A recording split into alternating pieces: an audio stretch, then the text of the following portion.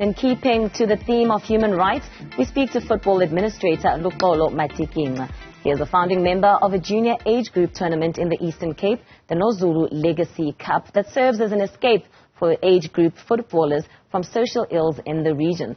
Now, one of the key issues of this tournament, or the key aims, is addressing and reviving the beautiful game in and around the Mnquma District. It's also aimed at giving youngsters an opportunity to showcase their God-given talent in front of invited scouts from top clubs. Now, the founder, Luxolo Matikinca, does join us on the live on Zoom just for a quick chat around this tournament that is set to kick off. Thank you so much for joining us, Luxolo, right here on the AM Report.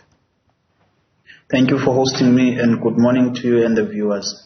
Well, let's delve into it then. The tournament, it is the second year now of this Nozulu Youth Legacy Cup. What is the objective of the tournament? And for those perhaps who might not be familiar with the region of Mnquma municipality, what is it in you that needed or identified the need for you to host that tournament there?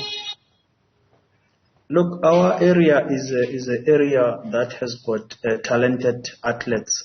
We've had athletes in the past, but we have noticed that we're no longer producing athletes in our region, and one of the key problems to that was about facilities and the opportunities. So this tournament was born out of that thinking to say, let's try and revive the sport in the region of Mnquma, which covers Butterworth and Mahamba. We've had other people that are involved in sport that are coming from this same region. Yeah, you're talking about the impact that sport has had in the region. Of course, yourself being from Msobomvu, you saw the likes of Blackburn Rovers, and it does seem like things have deteriorated in the region. So how are you hoping that this tournament will re-galvanize the Mnquma district? Indeed, things have deteriorated from this side, and one of those key issues is what I've just indicated, that not having enough facilities has also led to that. Because if you remember, Blackburn Rovers was a team that went up as far as the first division in the South African football, and because of the absence of the facilities in our area, it was forced to relocate to East London.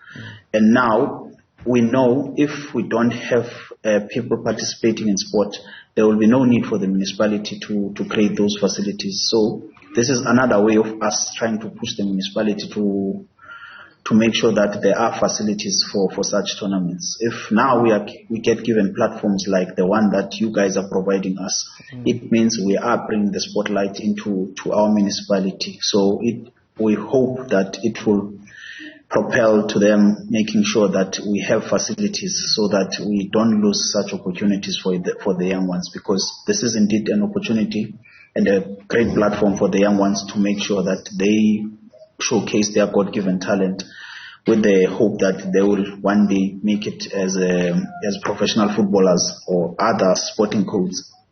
Yeah, let's talk about the tournament structure then. Who is eligible to participate in the tournament? How many teams are you looking at having? Last year we had the tournament as an under-16. We have moved it to the under-17 now. Why? Because we're looking at continuity. We've got 60 players that have just turned 16.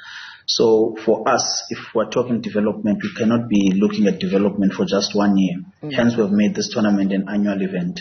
So we've moved to the under-17 so that at least some of these players can have 2 years in the tournament, where the eyes of the scouts are there. And the players that are eligible are players that are born in 2007.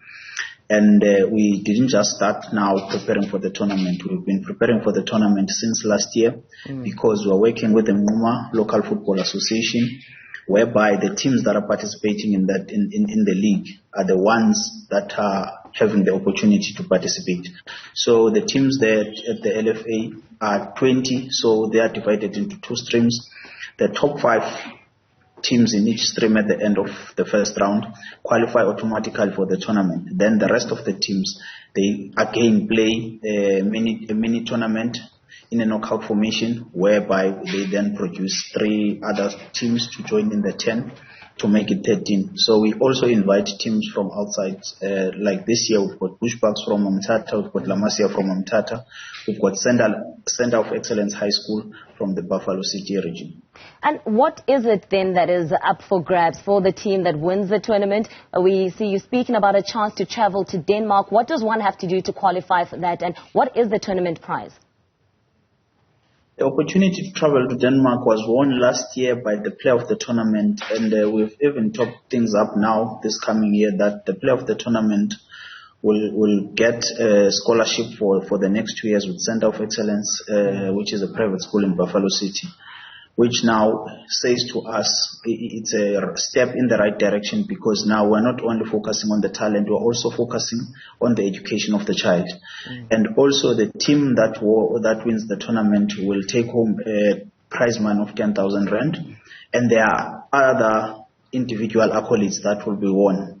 And also we've got equipment, which is the main thing for us, because in order for these teams to be sustainable, they need to have equipment so that they can prepare and produce other promising athletes. And of course, there's another element to it, which is the scouting element. Tell me a bit more about that in terms of your goals to perhaps have, fertile ground for scouts and export this talent to the higher leagues. For us, we would love to have as many scouts as possible. We've tried to invite scouts from different teams, because right now, if you look especially towards the Gauteng side, there are many opportunities for young ones through the Gauteng Development League. So if one can be signed or can be spotted at 15, he has got an opportunity to play in a particular team for 3 to 4 years in order for those players to develop. And the thing that we've seen, some of the premiership teams, they are now playing 16, 17 and 18-year-olds. So which says to us, we are not exempted from that. If we can be able to give these young ones a platform, and then the scouts spot their talent, they can be given the opportunity. Those are the opportunities we are trying to open for our young players. Then lastly, right at the top, you spoke about perhaps not having facilities. Where is this tournament going to be staged, and the dates from which it's going to be running as well? The tournament this year will be staged at the Walter Sisulu University, Ibiga campus, which is just on the N2 between East London and Mthatha. We're starting tomorrow, the 22nd, until Sunday, the 24th of March. But today we are having the big one. We are having the draw. After today, each team will know who they are facing, because the teams will be divided in 4 groups of 4, with the top 2 teams in each group proceeding to the knockout phase, which is the last 8, and then eventually to the final.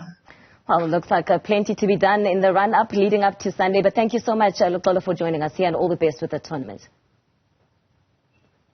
So that's Luxolo Matikinca, of course, the founder of that Nozulu Legacy Cup competition that will be taking place in the Mnquma region in the Eastern Cape.